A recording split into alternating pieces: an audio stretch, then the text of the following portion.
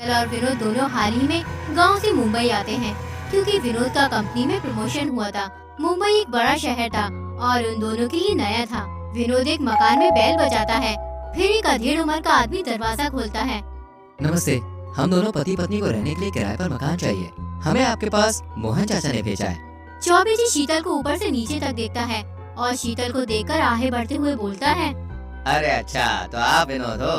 मुझे मोहन ने तुम्हारे बारे में बोला था। ठीक है, आप ऊपर वाला रूम किराए पे ले लो। और हाँ, इस फ्लैट के किराए के मामले में मैं बहुत ही सख्त हूँ। किराया हर महीने की 1 तारीख को आ जाना चाहिए। विनोद ने चौबे जी को महीने के पैसे थमाए और चौबे जी वहाँ से खुशी खुशी चले गए। चौबे जी लड़कियों के मामले में बड़े ही शौकीन थे। वो हमेशा लड़की को ही किराए पर रूम देते थे और उन लड़की को ताड़ते रहते थे। दूसरे दिन विनोद ऑफिस जा रहा होता है। अच्छा शीतल, मैं अब चलता हूँ और तुम दरवाजे को अच्छी तरह से अंदर से बंद कर लेना। और कोई भी आए ना तो उसका नाम पूछ कर ही दरवाजा खोलना। अरे, आप मेरी चिंता ना कीजिए, मुझे अपनी सुरक्षा करनी आती है। विनोद ऑफिस चला जाता है और इधर चौबे जी को शीतल बहुत पसंद आ गई थी। चौबे जी बहाने बहाने से शीतल के पास आना चाहते थे, लेकिन हर बार शीतल उसे भाव नहीं देती थी। चौबे जी ने जब से उसे देखा था, वो उसे मन ही मन प्यार करने लगे थे। ये कितनी खूबसूरत लड़की है, मेरी निगाहें इस पे से तो हटती ही नहीं है। अरे यार, मैं ऐसा क्या करूं कि ये देसी लड़की मेरे जाल में फंस जाए। ये कहकर चौबे जी सोच में पड़ जाते हैं। मेरे पास एक प्लान है, अब इसको अप्लाई करने का वक्त आ गया है।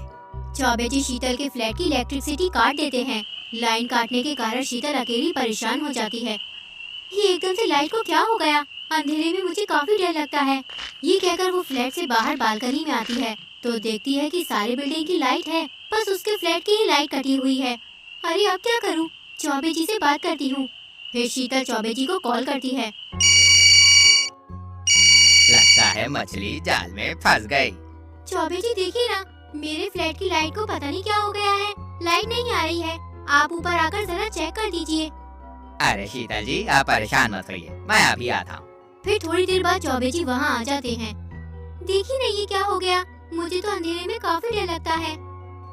मैं हूँ ना, डरने की कोई जरूरत नहीं है, मैं अभी ठीक कर देता हूँ। शीतल जी, 1 गिलास पानी मिलेगा क्या? चौबे जी शीतल को पानी लाने के बहाने से अंदर भेज देते हैं और जल्दी से स्विच ऑन कर देते हैं। शीतल जी, देखा, कहा था ना, मैं अभी ठीक कर देता हूँ। चौबे जी आप तो कमाल के निकले। चौबे जी शीतल के मुंह से अपनी तारीफ सुनकर होश खो बैठते हैं और मन ही मन मुस्कुराते हैं। चौबे जी, हाँ, बोलिए शीतल जी, बोलिए। ठीक है तो फिर आप जाइए, काफी रात हो चुकी है। चौबे जी मुस्कुराते हुए वहाँ से चले जाते हैं। फिर सुबह होने पर चौबे जी विनोद के ऑफिस जाने का इंतजार करते रहते हैं। जब विनोद ऑफिस चला जाता है तो वो शीतल के पास आ जाते हैं। चौबे जी आप यहाँ, कुछ चाहिए था क्या? चौबे जी मन में बोलते हैं। चाहिए तो बहुत कुछ शीतल जी, पर अब तो सिर्फ तुम्हें चाहने की ख्वाहिश है। चौबे जी आप बार बार कहाँ खो जाते हैं? वो आपके साथ बैठकर चाय पीने का मन कर रहा था। क्या 1 कप चाय मिलेगी? हाँ क्यों नहीं, आप बैठिए, मैं अभी आपके लिए चाय लेकर आती हूँ। चौबे जी घंटों बैठकर चाय पीते हैं और शीतल को देखते ही रहते हैं। चौबे जी आप इतना मुस्कुरा क्यों रहे हैं? क्या बात है, मुझे बताइए ना। कुछ नहीं, बस आपको देखकर किसी की याद आ जाती है।